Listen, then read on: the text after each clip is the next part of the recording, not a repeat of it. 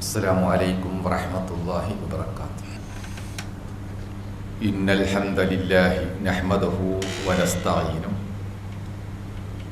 ونؤمن به ونتوكل عليه ونعوذ بالله من شرور أنفسنا ومن سيئات أعمالنا.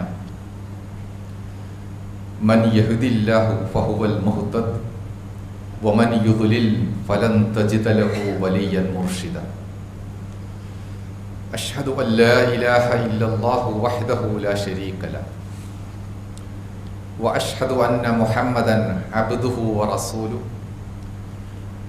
أرسله بالهدى ودين الحق ليظهره على الدين كله ولو كره المشركون.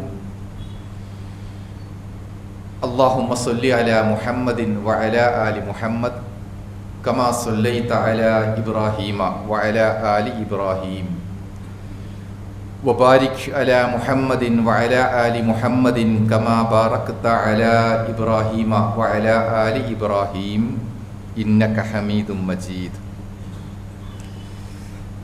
يا أيها الذين آمنوا اتقوا الله حق تقاته ولا تموتن إلا وأنتم مسلمون.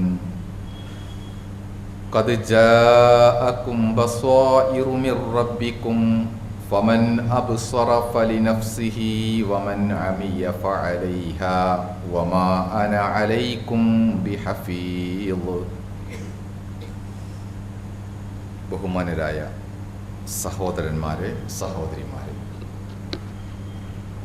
അല്ലാഹു നമ്മെ ഏൽപ്പിച്ചിരിക്കുന്ന എല്ലാ കാര്യങ്ങളും അവൻ സ്വീകരിക്കുന്ന രൂപത്തിൽ അവനോടുള്ള നന്ദിയുടെയും കടപ്പാടിൻ്റെയും ഭാഗമായി അല്പം പോലും കുറവ് വരാതെ പാലിക്കുവാനും നിർവഹിക്കുവാനും അതനുസരിച്ച് ജീവിക്കുവാനും നമ്മൾ ശ്രദ്ധിക്കുക, പ്രവർത്തിക്കുക, ദുആ ചെയ്യുക. അല്ലാഹു നമ്മെ എല്ലാം അനുഗ്രഹിക്കുമാറാവട്ടെ. അല്ലാഹു നമ്മെ ഏൽപ്പിച്ചിരിക്കുന്ന ശരീഅത്ത് ഇസ്ലാം, അതിൻ്റെ ചില ഗുണങ്ങളും മഹത്വങ്ങളുമായിരുന്നു നമ്മൾ സംസാരിച്ചത്. ഒരു മനുഷ്യൻ എന്ന നിലക്ക് നമ്മുടെ വ്യക്തിത്വത്തിനും നമ്മളുടെ ആത്മാഭിമാനത്തിനും ഏറ്റവും അനുയോജ്യമായ രൂപത്തിലാണ് അല്ലാഹു ശരീഅത്തിൻ്റെ എല്ലാ കാര്യങ്ങളും ക്രമീകരിച്ചിരിക്കുന്നത് എന്നതാണ് അതിൽ പ്രധാനപ്പെട്ടത്. ആ വിഷയത്തിൽ ഏറ്റവും പ്രധാനം അല്ലാഹുവിനെ നന്നായി മനസ്സിലാക്കുക, അവനെ ഉൾക്കൊള്ളേണ്ട രൂപത്തിൽ മനസ്സിൽ സൂക്ഷിക്കുക. ആ വിഷയത്തിൽ വന്നേക്കാവുന്ന എല്ലാ സംശയങ്ങളെയും ആശങ്കകളെയും സ്വയം മാറ്റി നിർത്തുക എന്നിങ്ങനെയുള്ള കാര്യങ്ങളാണ്.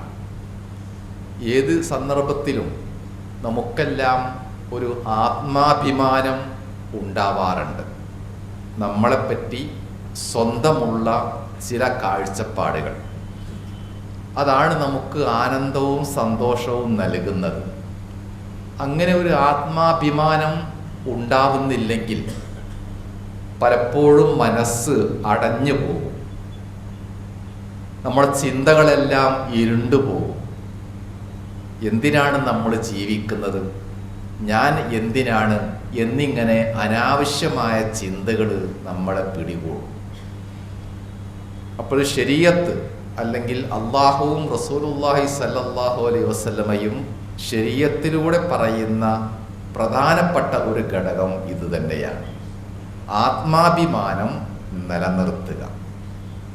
അതിൻ്റെ ഏറ്റവും എളുപ്പ വഴിയാണ് ഈ പറഞ്ഞ ഈമാൻ, അല്ലാഹുവിനെ പറ്റിയുള്ള തികഞ്ഞ ബോധ്യം.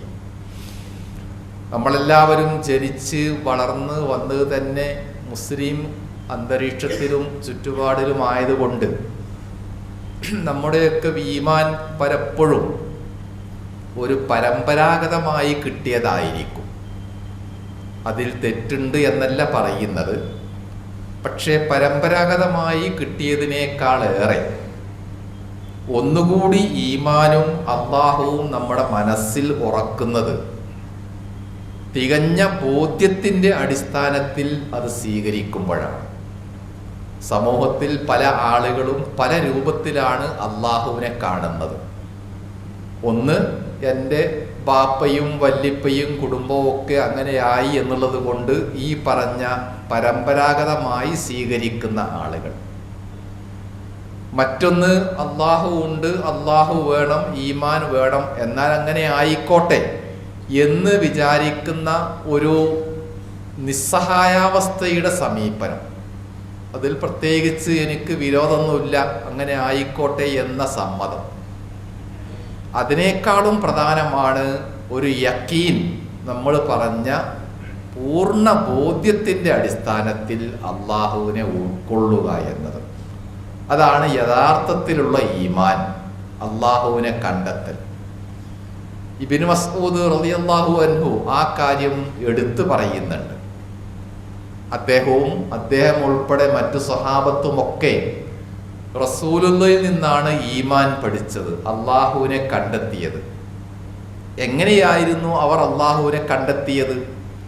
ഇന്നത്തേതുപോലെ സയൻസോ ശാസ്ത്രമോ ഭൗതിക വിജ്ഞാനങ്ങളോ അതിൻ്റെ 100ൽ 1% പോലും അന്ന് വികസിച്ചിരുന്നില്ല. പക്ഷേ അള്ളാഹുവിനെ കണ്ടെത്തുക എന്നത് അവർക്ക് എളുപ്പമായിരുന്നു. അതിന് കാരണം ഈ പറഞ്ഞ ഈമാന്റെ ശക്തിയാണ്, അതിതീവ്രമായ ഈമാൻ. അത് ഇബ്നു മസ്ഊദ് റളിയല്ലാഹു അൻഹു രേഖപ്പെടുത്തി, അൽ യഖീനു അൽ ഈമാനു കുല്ലുഹു. യഖീനാണ് ഈമാൻ എല്ലാമെല്ലാം. ഈമാനിൻ്റെ ആദ്യം മുതൽ അവസാനം വരെ എന്തെല്ലാം ഉണ്ടോ, അല്ലെങ്കിൽ ഈമാനിൻ്റെ ഭാഗമായി എന്തെല്ലാം മനസ്സിൽ സൂക്ഷിക്കേണ്ടതുണ്ടോ, അതൊക്കെ വിജ്ഞാനത്തെക്കാളേറെ, ചോദ്യോത്തരങ്ങളെക്കാളേറെ യഖീനായി സ്വന്തം മനസ്സിൽ ബോധ്യപ്പെടണം. അവിടെയാണ് അല്ലാഹു അക്ബർ എന്ന ആ ഒരു ഉത്കൃഷ്ട ബോധം നമ്മളെ ഭരിക്കുക. ആ വാക്ക് നമ്മൾ നിത്യേന കേൾക്കുന്നുണ്ട്. ബാങ്ക് വിളിക്കുമ്പോഴും നമസ്കാരത്തിൽ 10-17 റക്അത്തിലായിട്ട് 100 കണക്കിന് തവണ അല്ലാഹു അക്ബർ എന്നത് കേട്ടുകൊണ്ടേയിരിക്കുകയാണ്, നമ്മൾ പറഞ്ഞുകൊണ്ടേയിരിക്കുകയാണ്. അത് കേവലം ഒരു യാന്ത്രികമായി പറയുകയല്ല, അത് മനസ്സിൻ്റെ ഒരു ബോധ്യമാണ്. നമുക്ക് 100 കൂട്ടം പ്രശ്നങ്ങളുണ്ട്. കുടുംബത്തെപ്പറ്റി, സാമ്പത്തികമായി, തൊഴിലിനെപ്പറ്റി, ബിസിനസ്സിനെപ്പറ്റി, മക്കളെപ്പറ്റി, അങ്ങനെ പ്രശ്നങ്ങൾ ധാരാളമുണ്ട്. എന്നാൽ ആ പ്രശ്നങ്ങൾക്കെല്ലാം മുകളിൽ എനിക്ക് അല്ലാഹു ഉണ്ട്. അങ്ങനെ ചിന്തിക്കുമ്പോൾ പ്രത്യേകമായ ഒരു മൈൻഡ് സെറ്റ്, മനസ്സ് രൂപപ്പെടുത്താൻ നമുക്ക് പറ്റും. അള്ളാഹുവിന് താഴത്താണ് ഈ പറഞ്ഞ എല്ലാ പ്രശ്നങ്ങളുമെങ്കിൽ ഞാൻ എന്തിനു പേടിക്കണം, അവനുണ്ടല്ലോ. ഇനി മറുഭാഗമാണെങ്കിലോ, നമ്മളുടെ നേട്ടങ്ങളാണെങ്കിലോ, എനിക്ക് നല്ല ബിരുദമുണ്ട്, ശമ്പളമുണ്ട്, ഡെപ്പോസിറ്റ് ഉണ്ട്, സ്വീകാര്യതയുണ്ട്, നല്ല തറവാടുണ്ട് എന്നിങ്ങനെ മെറിറ്റ് മാത്രം പറഞ്ഞാലും അതിൻ്റെയും മുമ്പിൽ, അതിൻ്റെയും മുകളിൽ നമ്മൾ കാണുന്നത് എന്താണ്? അല്ലാഹു അക്ബർ. അപ്പം മനുഷ്യൻ എന്ന നിലക്ക് നമുക്കുണ്ടാകുന്നത് നേട്ടമാണെങ്കിലും കോട്ടമാണെങ്കിലും അവയുടെയൊക്കെ മുകളിൽ അല്ലാഹു അക്ബർ എന്ന ആ ചിന്ത രൂപപ്പെടുത്തുക എന്നതാണ് യഥാർത്ഥത്തിൽ ഈമാൻ കൊണ്ട് അല്ലാഹു ഉദ്ദേശിക്കുന്നത്. അവിടെയാണ് ഇദാ ദുക്കിറല്ലാഹു വജിലത്ത് ഖുലൂബുഹും, അല്ലാഹ് എന്ന വാക്ക് കേട്ടാൽ തന്നെ ഹൃദയം നടുങ്ങുന്ന രൂപത്തിൽ, ഹൃദയത്തിൽ എന്തെന്നില്ലാത്ത ഒരു വൈകാരികത അനുഭവപ്പെടുന്ന രൂപത്തിൽ, മനസ്സ് വിരയപ്പെടുന്ന, താഴ്മ കാണിക്കുന്ന, എല്ലാത്തിൻ്റെയും മുമ്പിൽ ഞാൻ അവൻ്റെ മുമ്പിൽ വളരെ വളരെ ചെറുതാവുന്നു എന്ന് ബോധ്യപ്പെടുന്ന ഒരവസരം. നമസ്കാരത്തിൽ നമ്മളെല്ലാം ചെയ്യുന്ന ഏറ്റവും പ്രധാനപ്പെട്ട ഒരു അമൽ ഏതാണ്? സുജൂദാണ്. അള്ളാഹുവുമായിട്ട് ഏറ്റവും അടുക്കുന്ന സന്ദർഭം ഏതാണ്? അതും റസൂൽ സല്ലല്ലാഹു അലൈഹി വസല്ലം പറയുന്നത് സുജൂദിൻ്റെ സന്ദർഭത്തിലാണ്. എന്താണ് സുജൂദ്? ആകാര സൗഷ്ഠവമുള്ള, ആരോഗ്യമുള്ള, സൗന്ദര്യമുള്ള, കായിക ശക്തിയുള്ള മനുഷ്യൻ എല്ലാം കൂടി ചുരുണ്ടുകൂടി നിലത്ത് കിടക്കുകയാണ്. അതിനേക്കാളേറെ അവന് ചെറുതാവാൻ സാധിക്കുകയില്ല. നെഞ്ചുയർത്തി നാലാളുകളുടെ മുമ്പിൽ ഞാൻ എന്ന് പറയുമ്പോൾ നമ്മുടെ അഹങ്കാരം എത്രയായിരിക്കും, വലുപ്പത്തരം എത്രയായിരിക്കും. അതെല്ലാം കഴുകിക്കളഞ്ഞ് ഏറ്റവും വിനീതനായിട്ട് നാം കയ്യും കാലും എല്ലാം ചുരുട്ടിക്കൂട്ടി നിലത്ത് കിടക്കുകയാണ്. അതാണ് അള്ളാഹുവും നമ്മളും തമ്മിലുള്ള ബന്ധം. അവിടെയും നമ്മൾ എന്താണ് പറയുന്നത്? അള്ളാഹു അക്ബർ സുജൂദിലേക്ക് പോകുമ്പോൾ, തിരിച്ചു വരുമ്പോഴോ അത് ആവർത്തിക്കുന്നു. ഇങ്ങനെ അള്ളാഹു അക്ബർ എന്നുള്ള ഈ വിളിനാദം അതാണ് ഈമാനിൻ്റെ യഥാർത്ഥ സോഴ്സ് ആയിട്ട്, സ്രോതസ്സായിട്ട് നമ്മുടെ മനസ്സിലുണ്ടാവേണ്ടത്. അങ്ങനെയാകുമ്പോൾ എല്ലാ പ്രശ്നങ്ങളും അതിന് താഴെ വളരെ വളരെ ചെറുതാകും. നാം തന്നെയും വളരെ ചെറിയ രൂപത്തിൽ അവൻ്റെ മുമ്പിൽ സമർപ്പിക്കാനും സാധിക്കും. ഇതിനെപ്പറ്റിയാണ് യഖീൻ എന്ന് പറയുന്നത്. ഈ ഒരു യഖീൻ, ബോധ്യം ഇല്ല എന്ന് വെക്കുക, പിന്നെ മനസ്സിനെ നമ്മളെ ഭരിക്കുന്നത് സംശയങ്ങളായിരിക്കും. മനസ്സിൽ തോന്നുന്ന ഓരോ തോന്നലുകളായിരിക്കും. മനസ്സിനെ അങ്ങനെ തോന്നുവാനും ഊഹിക്കുവാനും കയറൂരി വിട്ടാൽ അത് എവിടെയും എത്തുകയില്ല. പലപ്പോഴും ആളുകളെ നശിപ്പിക്കുന്നത്, അല്ലെങ്കിൽ സന്ദേഹവാദികളാക്കി സംശയരോഗികളാക്കി മാറ്റുന്നത് മനസ്സിൽ തോന്നുന്ന ഈ തോന്നലുകളാണ്. അവർക്ക് ഈമാനിൻ്റെ അടിസ്ഥാനത്തിലുള്ള നമ്മൾ പറഞ്ഞ ആത്മാഭിമാനം ഉണ്ടാവുകയില്ല. അങ്ങനെ മനസ്സുകൊണ്ട് പരാജയപ്പെടുന്ന ആളുകളെ പറ്റിയും ഖുർആൻ പറയുന്നുണ്ട്. വമൻ അളല്ലു മിമ്മനിത്തബഅ ഹവാഹു ബിഗൈരി ഹുദം മിനല്ലാഹ്. അല്ലാഹു നിശ്ചയിച്ചിരിക്കുന്ന ഹിദായത്ത് അല്പം പോലും ഇല്ലാതെ മനസ്സിൽ തോന്നിയതനുസരിച്ച് കൊണ്ട് വഴികേടിലാകുന്നവരെക്കാളും ഹതഭാഗ്യരായ, ദൗർഭാഗ്യരായ ആളുകൾ വേറെ ആരാണ് ഉള്ളത്? ഇപ്പോൾ മനസ്സിൽ തോന്നുന്നതനുസരിച്ച് കൊണ്ട് നമ്മെ കയറൂരി വിടാൻ പാടില്ല. എന്താണോ മനസ്സിൽ സൂക്ഷിക്കേണ്ടത് അതിനനുസരിച്ച് കൊണ്ട് നമ്മൾ സ്വയത്തെ പാകപ്പെടുത്തണം. അതാണ് ഒരു വശം. ഇനി ഈ അള്ളാഹു എന്ന ഈ ചിന്തയുണ്ടാകുമ്പോൾ നമ്മൾ ഇടക്ക് പറഞ്ഞു, അത് നമുക്ക് ആത്മാഭിമാനമാണ്, മനസ്സിന് വെളിച്ചമാണ്, സന്തോഷമാണ്. അത് എങ്ങനെയെന്ന് ചരിത്രത്തിലുള്ള ഒരു അനുഭവം നമ്മൾ കേൾപ്പിക്കുന്നുണ്ട്. ഇസ്ലാമിൻ്റെ ആദ്യ കാലഘട്ടം, മുസ്ലിങ്ങൾ വളരെ ഞെരുങ്ങി പ്രയാസപ്പെട്ട് ജീവിച്ച സന്ദർഭം. അവിടെ ജീവിക്കൽ പ്രയാസമായപ്പോൾ കുറച്ചപ്പുറത്തുള്ള ഹബിഷയിലേക്ക് നാട് വിടാൻ നബി കൽപ്പിക്കുന്നു. അവിടെ നജ്ജാഷി എന്ന ഒരു രാജാവുണ്ട്. അദ്ദേഹം മാന്യനാണ്, ആരെയും സ്വീകരിച്ച് അഭയം നൽകും. അങ്ങനെ കുറേ മുസ്ലിങ്ങൾ അവിടേക്ക് പോയി. പക്ഷെ ശത്രുക്കൾ അവിടെയും അവരെ ബഹിഷ്കരിക്കണം എന്ന് പ്ലാൻ ചെയ്തു. അങ്ങനെ രണ്ടു കൂട്ടരും നജ്ജാഷിയുടെ മുമ്പിലെത്തിയപ്പോൾ മുസ്ലിങ്ങളെയും മറുഭാഗത്തുള്ളവരെയും കേൾക്കുവാൻ രാജാവ് സന്നദ്ധനായി. മുസ്ലിങ്ങളുടെ പക്ഷത്ത് നിന്ന് ജഅഫർ ഇബ്നു അബീ ത്വാലിബ് റളിയല്ലാഹു അൻഹു, റസൂലുള്ളാഹിയുടെ ബന്ധു കൂടിയാണ്, അദ്ദേഹമാണ് സംസാരിച്ചത്. ഒരു മുസ്ലിം എന്ന നിലക്ക് അള്ളാഹുവിനെ പറ്റി, ഈമാനിനെ പറ്റി, ഇസ്ലാമിനെ പറ്റിയുള്ള ആത്മാഭിമാനം എങ്ങനെയാണ് സൃഷ്ടിക്കുക എന്നതാണ് ജഅഫർ റളിയല്ലാഹു അൻഹുവിൻ്റെ ആ സന്ദർഭത്തിലെ സംസാരം. അദ്ദേഹം പറഞ്ഞു, നമ്മൾ ജാഹിലിയ്യത്തിൽ വിശ്വാസമില്ലാതെ, സ്വഭാവമില്ലാതെ, സംസ്കാരമില്ലാതെ നേരും നെറിയുമില്ലാതെ ജീവിക്കുന്ന അവസ്ഥയായിരുന്നു. ഞങ്ങൾ ബിംബങ്ങളെ ആരാധിച്ചിരുന്നു. വനഅ്കുലുൽ മൈത്ത, ശവം തീനികളായിരുന്നു. അതുപോലെ നഅ്തിൽ ഫവാഹിഷ, വേണ്ടാത്ത എല്ലാ തോന്നിയാസങ്ങളും ചെയ്തിരുന്നു. അപ്രകാരം തന്നെ വനഖ്തഉൽ അർഹാമ, എല്ലാ മനുഷ്യ കുടുംബ ബന്ധങ്ങളും മുറിച്ചിരുന്നു. അതിനും പുറമെ ഫയഅ്കുലുൽ ഖവിയ്യു മിന്നാ അൽ-ലഈഫ്, ഞങ്ങളിൽ കയ്യൂക്കുള്ള ആളുകൾ പാവപ്പെട്ടവരെ പീഡിപ്പിച്ച് അടക്കി ഭരിച്ചിരുന്നു. ഇതായിരുന്നു ഇസ്ലാമിന് മുമ്പ്, ഈമാനിന് മുമ്പ് ഞങ്ങളുടെ ഒരവസ്ഥ. അന്നേരമാണ് ഞങ്ങൾക്കിടയിൽ നബി വരുന്നത് സല്ലല്ലാഹു അലൈഹി വസല്ലം.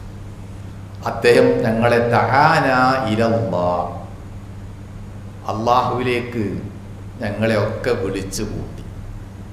അള്ളാഹു ആരാണെന്ന് ബോധ്യപ്പെടുത്തി. പിന്നെയോ വസ്ദിഖിൽ ഹദീസ്, സത്യം പറയണമെന്ന് പരിശീലിപ്പിച്ചു. വഅദാഇൽ അമാന, വിശ്വസ്തത പാലിക്കണമെന്നും പഠിപ്പിച്ചു. വസിലത്തുർ റഹം, കുടുംബബന്ധം നിലനിർത്താൻ കൽപ്പിച്ചു. വഹുസ്നുൽ ജിവാർ, മനുഷ്യരോട് ഏറ്റവും നന്നായി പെരുമാറുവാനും പഠിപ്പിച്ചു. വൽ കഫു അനിൽ മഹാരിം, വിലക്കപ്പെട്ട എന്തെല്ലാം കാര്യങ്ങളുണ്ടോ അതൊക്കെ പാടെ വർജിക്കുവാനും റസൂലുള്ളാഹി നിർദ്ദേശിച്ചു. ഇപ്പോഴും ഞങ്ങൾ മാന്യന്മാരാണ്. ജാഹിലിയ്യ കാലത്ത് ഞങ്ങൾക്ക് എന്തെല്ലാം വൃത്തികേടുകൾ ഉണ്ടായിരുന്നുവോ അതെല്ലാം മാറ്റിവെച്ച് ഞങ്ങൾ എന്തിനും പോന്ന നല്ലവരായ ആൾക്കാരാണ്. ഇത് ജഅഫർ റളിയല്ലാഹു അൻഹു പറഞ്ഞത് 6-ാം നൂറ്റാണ്ടിലാണ്. അവിടുന്ന് 15 നൂറ്റാണ്ട് മുന്നോട്ട് പോയി നമ്മൾ ഇപ്പോഴുള്ള സാഹചര്യത്തിലും ജഅഫറിൻ്റെ ഈ വാക്കുകൾക്ക് വലിയ പ്രസക്തിയുണ്ട്. ഇന്നും ആളുകൾ സാംസ്കാരികമായി, വിശ്വാസപരമായി, പെരുമാറ്റത്തിൽ, നയങ്ങളിൽ എവിടെ നിൽക്കുന്നു എന്ന് ചോദിച്ചാൽ ജഅഫർ റളിയല്ലാഹു അൻഹു പറഞ്ഞ ജാഹിലിയ്യത്തിൻ്റെ അതേ അവശിഷ്ടങ്ങളിലാണ് സമൂഹം, ലോകം, ലോകക്രമം ഒക്കെ ജീവിക്കുന്നത്. കയ്യൂക്കുള്ളവനാണ് എല്ലാവരെയും ഭരിക്കുന്നത്. അതിൻ്റെ നല്ല ഒരു ഉദാഹരണമാണ് ഇന്നത്തെ പശ്ചിമേഷ്യയിലെ യുദ്ധമുഖം. അങ്ങനെ കയ്യൂക്കുള്ളവർക്ക് അധികം ഭരിക്കുവാൻ സാധിക്കുകയില്ല എന്നുകൂടി ഇവിടെ ജഅഫർ റളിയല്ലാഹു അൻഹു അറിയിക്കുന്നുണ്ട്. അപ്പോൾ ഈ രൂപത്തിൽ നമ്മുടെ ഈമാനിനെയും ഇസ്ലാമിനെയും സംരക്ഷിക്കുകയാണെങ്കിൽ, നമ്മുടെ വിശ്വാസം പരമ്പരാഗതമല്ല, നിസ്സഹായമായ അവസ്ഥയിൽ സ്വീകരിച്ചതല്ല, എനിക്ക് ബോധ്യം വന്നതാകുന്നു എന്ന ഒരു സമീപനത്തിൽ നമ്മുടെ ഈമാനിനെ നമ്മൾ പുനഃസൃഷ്ടിക്കണം. അത് വളരെ വളരെ ആവശ്യമാണ്. പ്രത്യേകിച്ച് ധാരാളം സംശയങ്ങൾ അങ്ങോട്ടും ഇങ്ങോട്ടും ഉണ്ടാകുമ്പോൾ സത്യം ഒന്നേയുള്ളൂ, അത് എൻ്റെ മനസ്സിലുണ്ട് എന്ന് സ്വയം സമാധാനിക്കുവാനുള്ള ഒരു തർബിയത്താണ്, ശിക്ഷണശീലങ്ങളാണ് റസൂൽ സല്ലല്ലാഹു അലൈഹി വസല്ലം ഇതിലൂടെ വളർത്തിയെടുക്കുന്നത്. അതിനനുസരിച്ചുകൊണ്ട് നമ്മുടെ മനസ്സിനെ പാകപ്പെടുത്തുക. അള്ളാഹു എന്ന ഈ വിളിയാളത്തിന് മുമ്പിൽ എല്ലാ പ്രശ്നങ്ങളും ഉരുകിത്തീരുന്ന രൂപത്തിൽ നമ്മൾ ഈമാനിനെ കഴുകി തുടച്ച് വൃത്തിയാക്കുക. അത് ഭക്തിയായിട്ട് നിലനിൽക്കണം, സത്യസന്ധതയായിട്ട് നിലനിൽക്കണം, മനസ്സിൻ്റെ വിശാലതയായിട്ട് നിലനിൽക്കണം. നമ്മൾ പറഞ്ഞ ആത്മാഭിമാനമായിട്ട് നമുക്കും മറ്റുള്ളവർക്കും അത് ബോധ്യപ്പെടുകയും വേണം. അള്ളാഹു നമ്മയെല്ലാം ഏറ്റവും നല്ലവരായി ഈമാനിൻ്റെയും ഇസ്ലാമിൻ്റെയും തഖ്വയുടെയും വെളിച്ചത്തിൽ നിലകൊള്ളുവാനും ജീവിക്കുവാനും തൗഫീഖ് നൽകി അനുഗ്രഹിക്കുമാറാവട്ടെ. അൽഹംദുലില്ലാഹി റബ്ബിൽ ആലമീൻ വൽ ആഖിബത്തു ലിൽ മുത്തഖീൻ നുസല്ലി വനുസല്ലിമു അലാ നബിയ്യിന മുഹമ്മദിൻ വഅലാ ആലിഹി വസഹ്ബിഹി അജ്മഈൻ. ഇത്തഖുല്ലാഹ ഇബാദല്ലാഹ്. നമ്മളിപ്പോൾ വെക്കേഷൻ സമയത്തേക്കാണ് നീങ്ങിക്കൊണ്ടിരിക്കുന്നത്. തുടങ്ങിക്കഴിഞ്ഞു. നമ്മുടെ മക്കൾക്കും കുട്ടികൾക്കും യുവാക്കൾക്കും ഒക്കെ ഒരുപാട് സമയം വെറുതെ കിട്ടുകയാണ്. സ്വാഭാവികമായും എന്നുമുള്ളതുപോലെ അല്ലെങ്കിൽ അതിനേക്കാളേറെ കുട്ടികളൊക്കെ വേണ്ടാത്തതിലേക്ക് പോവാൻ ഇടയാവുന്ന ഒരു സന്ദർഭവും കൂടിയാണ് ഇത്. അതുകൊണ്ട് സമൂഹത്തിലുള്ള എല്ലാ അപജയങ്ങളിൽ നിന്നും നമ്മുടെ മക്കളെ രക്ഷിക്കുവാനും ഏറ്റവും നല്ലതിലേക്ക് ഒരു പുണ്യമെങ്കിലും ചെയ്ത് ശീലിച്ച് പഠിക്കുവാനുള്ള ഒരു തലത്തിലേക്ക് ഈമാനികമായി നമ്മൾ ആളുകളെ, കുട്ടികളെ, യുവാക്കളെ ഒക്കെ മാറ്റിയെടുക്കേണ്ടതുണ്ട്. എപ്പോഴും തൊട്ട് മുമ്പ് പറഞ്ഞതുപോലെ ഈമാനിന് പ്രാധാന്യം കൊടുത്തുകൊണ്ട് ഈമാൻ ഉണ്ടാക്കുന്ന, ശക്തിപ്പെടുത്തുന്ന എന്തെല്ലാം കാര്യങ്ങളുണ്ടോ അവയെല്ലാം പ്രവർത്തിപ്പിച്ചുകൊണ്ടായിരിക്കണം നമ്മളുടെ വീടും കുടുംബവുമെല്ലാം അവിടെയുള്ള എല്ലാ സാഹചര്യങ്ങളെയും ഉണ്ടാക്കിയെടുക്കേണ്ടത്. റസൂൽ സല്ലല്ലാഹു അലൈഹി വസല്ലം പറഞ്ഞ വളരെ പ്രധാനപ്പെട്ട ഒരു കാര്യമുണ്ട്. 2 അനുഗ്രഹങ്ങളുണ്ട്. മിക്ക ആളുകളും അതിൽപ്പെട്ട് വഞ്ചിക്കപ്പെടുകയാണ്. അസ്സിഹത്തു വൽ ഫറാഹു, ആരോഗ്യവും ഒഴിവ് സമയവുമാണ് എന്നാണ് അദ്ദേഹം പറഞ്ഞത്. നമ്മുടെ യുവാക്കൾക്ക് അത് രണ്ടും ഒരുമിച്ച് കിട്ടിയിരിക്കുകയാണ്. നല്ല ചോരത്തിളപ്പുള്ള സമയമാണ്, കായിക ശേഷിയുണ്ട്, വേറെ കാര്യമായ ജോലിയൊന്നും ഇല്ലാത്തത് കൊണ്ട് ഒഴിവ് സമയമുണ്ട്. റസൂലുള്ള പറയാത്ത ഒരു കാര്യവും കൂടി നമ്മുടെ കുട്ടികളുടെ കയ്യിലുണ്ട്. അത്യാവശ്യം പൈസയുമുണ്ട്, അത്യാവശ്യം വാഹന സൗകര്യവുമുണ്ട്. ഇതെല്ലാം കൂടി ഒത്തുകൂടിയാൽ അവിടെ പിന്നെ ഈമാനും ഇസ്ലാമും ഇല്ലെങ്കിൽ അതിൻ്റെ അന്ത്യം ഒരു ദുരന്തത്തിലേക്കായിരിക്കും. അള്ളാഹു നമ്മെ എല്ലാം രക്ഷിക്കുമാറാവട്ടെ. ഈ 2 മാസത്തിൽ നമുക്ക് കേൾക്കേണ്ടി വരുന്ന വാർത്തകളിലെ ഒരു ഭാഗവും അധികമായിരിക്കും. അപകടത്തിൽ മരിക്കുന്നു, വെള്ളത്തിൽ വീണ് മരിക്കുന്നു, മറ്റു അശ്രദ്ധ കാരണമുള്ള ദുരന്തങ്ങളും അപകടങ്ങളും മരണങ്ങളുമൊക്കെ നിത്യമായി കേൾക്കുവാൻ പോവുകയാണ്. ഇവിടെയാണ് നമ്മൾ പിതാക്കൾ, പാപ്പമാര്, മുതിർന്ന ആളുകൾ, അമ്മാവന്മാർ തുടങ്ങി ഏതെല്ലാം വകുപ്പുകളിൽ നമ്മൾ പ്രവർത്തിക്കുന്നുണ്ടോ അവിടെയെല്ലാം നിതാന്ത ജാഗ്രത വേണ്ടത്. കുട്ടികൾക്ക് ഈ 2 മാസം കഴിച്ചു കൂട്ടാൻ പല സംവിധാനങ്ങളും സമൂഹത്തിലുണ്ട്. എല്ലാ സംഘടനകളും, പള്ളി, മഹല്ല് സ്ഥാപനങ്ങളുമൊക്കെ വെക്കേഷൻ മോറൽ ക്ലാസ്സുകൾ നടത്തുന്നുണ്ട്. തൊട്ടടുത്ത ഫാസ് അക്കാദമിയിലും അതുപോലെ അടുത്ത ആഴ്ച 2-3 ദിവസം കുട്ടികൾക്ക് വളരെ വിജ്ഞാനപ്രദമായ, വിനോദമുള്ള, എന്നാൽ പുണ്യം ശീലിപ്പിക്കാവുന്ന സന്ദർഭങ്ങൾ ഒരുക്കുന്നുണ്ട്. അതിലേക്കൊക്കെ നമ്മൾ മക്കളെ പറഞ്ഞയക്കണം. അതോടൊപ്പം ഇതിനൊന്നിനും സാധിക്കുന്നില്ല എങ്കിലും അവർക്ക് ജീവിതം എങ്ങനെയാണ് എന്ന് പഠിക്കുവാനുള്ള അവസരം നമുക്കുണ്ടാക്കാം. എല്ലാ നാട്ടിലും എല്ലാ ഗ്രാമത്തിലും ഏറെക്കുറെ കാരുണ്യ ചാരിറ്റി പ്രവർത്തനങ്ങളുണ്ട്. പെയിൻ പാലിയേറ്റീവ് സംവിധാനങ്ങളുണ്ട്. അവിടേക്കെല്ലാം ഈ കുട്ടികളെ 1-2 തവണ കൂട്ടിക്കൊണ്ടുപോയാൽ ജീവിതത്തിൻ്റെ സങ്കടങ്ങളും ദൈന്യതയും നേരിൽ കാണാൻ അവർക്ക് സാധിക്കും. 10 മാസം പുസ്തകങ്ങൾ പഠിച്ചു, 2 മാസം ജീവിതം എന്താണെന്ന് പഠിക്കാൻ ഇങ്ങനെയൊക്കെ ചെയ്യേണ്ടത് ആവശ്യമാണ്. അങ്ങനെ കാരുണ്യത്തിൻ്റെയും കരുതലിൻ്റെയും അനുകമ്പ പങ്കുവെക്കുന്നതിൻ്റെയും പുതിയ പാഠങ്ങളിലൂടെ ഈ 2 മാസത്തിൽ 1 മണിക്കൂറെങ്കിലും സമയം ഓരോ ദിവസവും മാറ്റിവെക്കുകയാണെങ്കിൽ അത് യഥാർത്ഥത്തിൽ നമ്മുടെ കുട്ടികളുടെ, യുവാക്കളുടെ മനസ്സിനെ തന്നെ ഒന്ന് പുനഃസൃഷ്ടിക്കാനും സഹായകമാകും. നേരിൽ കാണുമ്പോൾ ആ തരത്തിലുള്ള പ്രവർത്തനങ്ങളുമായിട്ടും മുതിർന്നവരായ നമുക്ക് മക്കളെ എല്ലാ നാട്ടിലും പശ്ചാത്തലങ്ങളിലും ബന്ധപ്പെടുത്തി കൊടുക്കാം.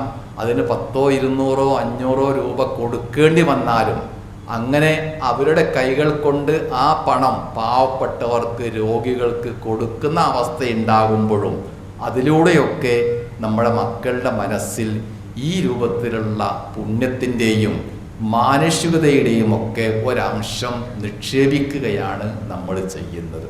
അങ്ങനെയുള്ള പ്രവർത്തനങ്ങളിലൂടെ മാത്രമേ വഴിതെറ്റുന്ന കുട്ടികളെ, യുവാക്കളെ നല്ല വഴിയിലേക്ക് തിരിച്ചു കൊണ്ടുവരാൻ നമുക്ക് സാധിക്കുകയുള്ളൂ. നല്ല മതപഠനം ആവശ്യമാണ്.